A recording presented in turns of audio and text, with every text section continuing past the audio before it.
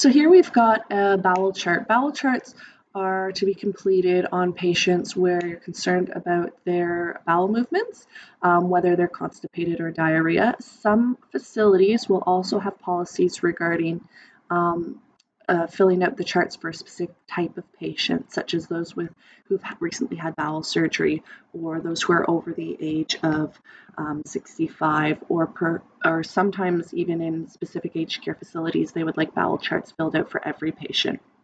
So they're pretty straightforward. There's a few different bowel charts out there for different facilities, but generally they all contain the same information. So I'm going to break it down for you. The patient label goes in the top right-hand corner here. We've got the date, the time that the patient's bowel movement occurred, the amount, so it gives us the words to the vocabulary to use here, so moderate. The consistency, we've got the vocabulary, so it was formed. We've got the color, which was brown. Was there blood present or visual? Melena, if you're not sure what that is, that's very, very black feces. Usually it is actually digested blood. If you've ever had a blood sausage from the UK, it's kind of that color. Mucus, was there mucus present or was there absent? And if it was present, was it large or small?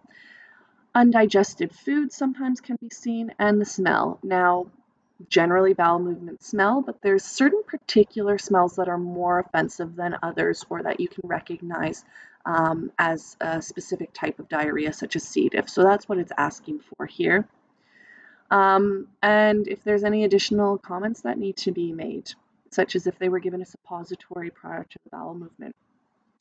Now, some facilities will only require nurses to chart when a bowel movement occurs.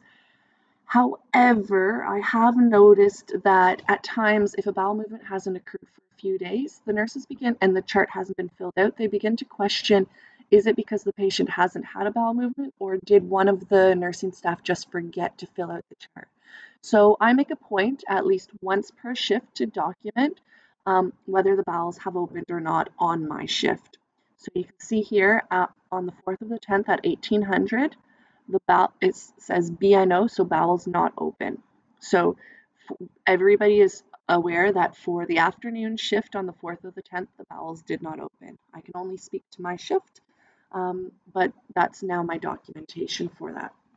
Now this is the Bowel Health bowel chart. Other charts that you might see in facilities are the Bristol Stool chart.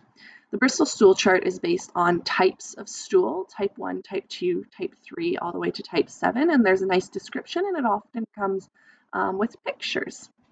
So this one's pretty straightforward. At 0840, type 4 was ticked off, which means it was like a sausage or snake, smooth and soft. So type 3 or 4 are the ideal stool. Type 1 or 2 indicate constipation, and type 5 to 7 are possibly diarrhea, depending on the circumstances. The color was brown, and the nurse has initialed.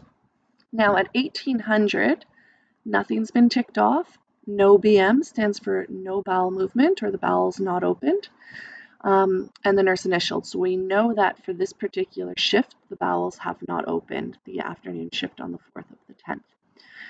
There is also a legend down here. You can add in M if there's mucus present, B if there's blood present, or O if there's an offensive odor.